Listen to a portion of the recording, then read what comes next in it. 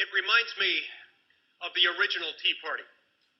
Not the one that took place on February 19th, 2009, the one that took place in December 1773, where American merchants, upset over what they perceived as overreaching by their national government. Not a national government based here in Washington, D.C. It didn't exist then. Another national government based in London.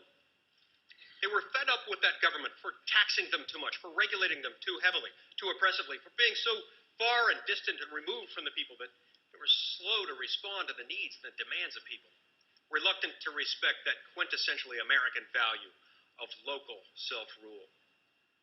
As those Americans boarded ships in Boston Harbor and seized crates of tea, casting it into the water, slowly the news traveled across the Atlantic. It eventually made its way to the ears of King George III and his ministers, who I can only imagine might have heard that and said, in their distinctively British accent, "Are they serious? Could they possibly be serious in wanting to stand up to what was then the world's only superpower?" We showed them that we were. Well, it took us 14 years to get to that point in 1773, where we as Americans started proclaiming what we did not want from our national government: oppressive taxation, over-regulation, and an assumption that that national government could regulate any aspect of our existence. It took us 14 years to get from Boston Harbor to Philadelphia, where in 1787, in that hot, humid, sweltering summer, we as Americans came up with a document in which we laid out what we did want from our national government. Because we understood then, just as we understand now, that national governments, by their very nature, have a certain tendency, unavoidable unfortunately, to increase their power, to become tyrants. And this we see is true regardless of whether the national government in question is headed by a king on the one hand, or by a president on the other hand, or as it turns out, by an elected president who thinks he's a king.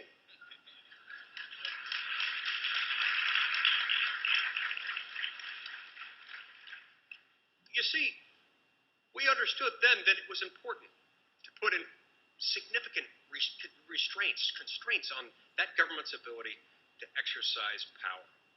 So we came up with a list of powers that we wanted to lodge in Congress. We said Congress would be in charge of just a few basic things, not everything.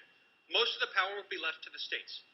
But Congress would be in charge of things like regulating trade between the states and with foreign nations, declaring war, establishing a uniform system of weights and measures, and a few other powers, including my personal favorite, the authority to grant letters of marque and reprisal.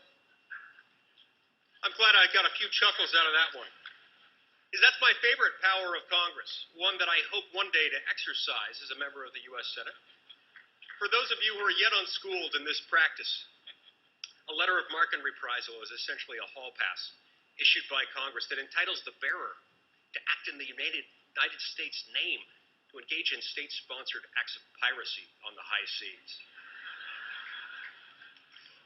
And so help me, if it's the last thing I do, regardless of how long I might be privileged to serve in the U.S. Senate, I'm going to get a letter of marque and reprisal. I'm going to get a ship and an eye patch, and I'm going to be a pirate, and you're all invited to join me.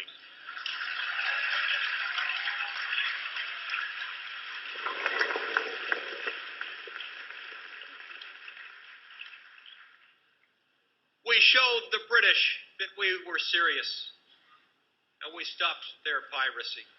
We adopted these limitations, and we've prospered as a result. Another form of usurpation has overtaken us to some extent in the intervening years. After those limited powers and their boundaries were respected for the better part of 150 years after we adopted this blessed document, after making that 14-year journey from Boston to Philadelphia, we stopped looking to the document itself for the limits. We became content, for whatever reason, to look across the street from the Capitol to the Supreme Court of the United States, where 9 men and women learned in the law tell us what it means, but they don't always have the right answer insofar as how far should Congress's powers extend. There is a difference, you see, between what the Supreme Court says it will not get involved in how far they will allow the Congress of the United States to act in adopting new legislation. And on the other hand, deciding what really can be reconciled with the text and the original understanding of the Constitution. It's that question, the question that sparks what I call the constitutional debate, that needs to be restored to the United States Congress. It's for that very reason that I ran for the United States Senate. It's for that very reason that I'm standing in front of you today, because the voters in my state, the great state of Utah, like voters throughout the country, understand this principle. It resonates with them. It rings true. And I will fight every day that I'm privileged to serve in that body to restore that debate and remind my colleagues our power is indeed limited.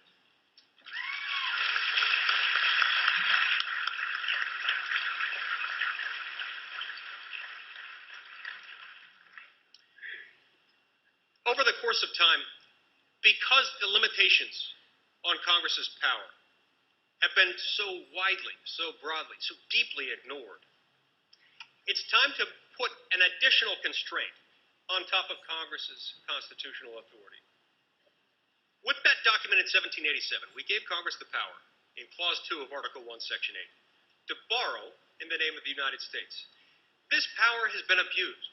The abuse of this power has led to the abuse of other powers, to the unfettered expansion of the federal government, to piracy in a different form that we now combat, wherein Congress decides to raid the treasury not only of today, but the treasury that belongs to our children and our grandchildren and their children and grandchildren after them, where we've amassed a debt that astoundingly is now approaching $15 trillion.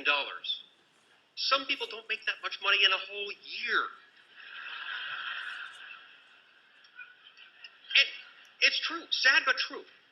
Even when you divide that figure, $15 trillion, by 300 million Americans, it works out to about $50,000 a head.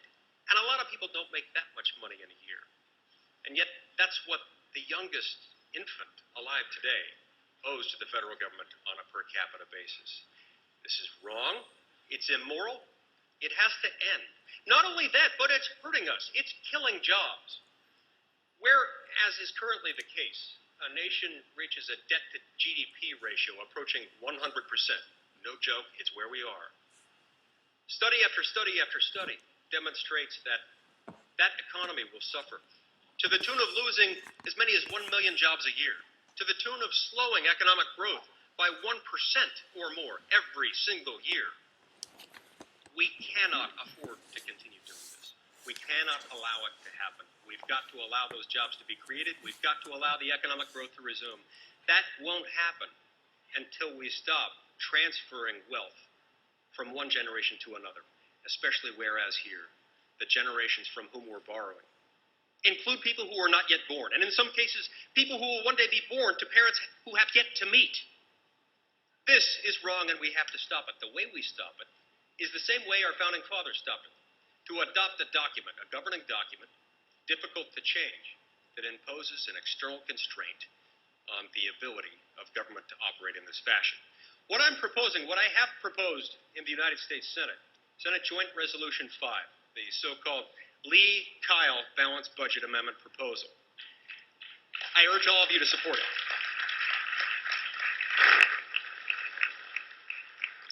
Let me tell you briefly what it says. Senate Joint Resolution 5 tells us that once it's approved and once it's been ratified by 3/4 of the states, as it certainly will be, because the states balance their budgets just like individuals and families and businesses do. Once it's approved, it will tell Congress that it may not spend more than it takes in each year, that it may not spend more than 18% of gross domestic product in each year, that it may not raise taxes, that it may not raise the debt ceiling without 2/3 of both houses of Congress approving that extraordinary, unusual measure.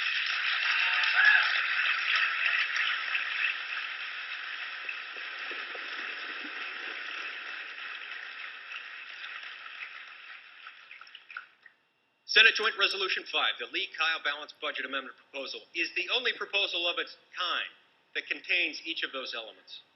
If you agree with me, if you love freedom, if you love liberty, if you love life, if you love property, please contact your senator, contact your congressman, and tell him or her to support the Lee-Kyle Balanced Budget Amendment, to get it passed, and to end this form of modern-day tyranny once and for all.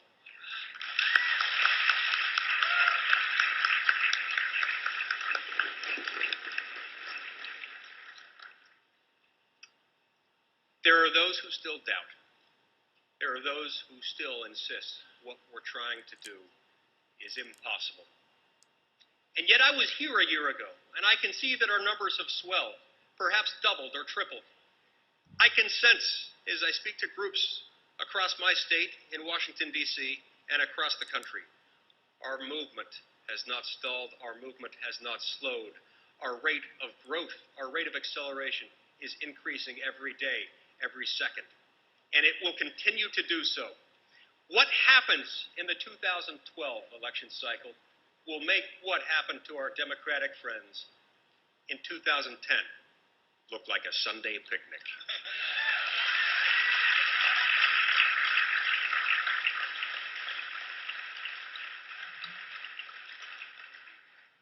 Are we serious? You bet we are. We have never been more serious. We will fight, and we will win, because this is a battle that we can win, that we must win, and that we will win. May God bless the 50, the sovereign, the United States of America. Thank you very much.